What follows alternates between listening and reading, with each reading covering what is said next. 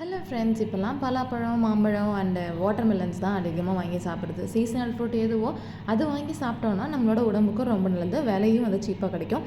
அதுவும் வருஷத்தில் இந்த சீசனில் மட்டும்தான் அதை வந்து சாப்பிட முடியும். அதனால பலாப்பழம் அடிக்கடி வாங்கி வெட்டி சாப்பிட்றது. நமக்கு சில்லறைக்கு 5-10 வாங்கணும் அப்படின்னா நமக்கு கட்டுப்படி ஆகாது, நம்ம வயிற்றுக்கும் பத்தாது, விலையும் பயங்கர காஸ்ட்லியாக சொல்லிடுவாங்க. அதனால ஒரு பெரிய ஃபுல் பழத்தை வாங்கி எல்லாருக்கும் வந்து கொஞ்சம் ஷேர் பண்ணி கொடுத்துட்டு நம்மளும் வந்து நல்லா திருப்தியாக சாப்பிட்ட மாதிரி இருக்கும். அதில் அந்த கொட்டை இருக்கும் பார்த்திங்களா, நல்லா முத்துன கொட்டையாக இருந்துச்சுன்னா அதை கூட வந்து நம்மளாம் சாப்பிட்லாம். இந்த மாதிரி சுட்டு சாப்பிட்லாம், இல்லை வேக வச்சு சாப்பிட்லாம், இல்லை சாம்பாரில் கூட போட்டு வந்து சாப்பிட்லாம். அன்றைக்கி வந்து டக்குன்னு சாப்பிடணும் போல் தோணுச்சு. அதனால ஃப்ரெஷ்ஷாக அப்போ தான் வெட்டி பழத்தை சாப்பிட்டு அந்த கொட்டை இருந்துச்சு.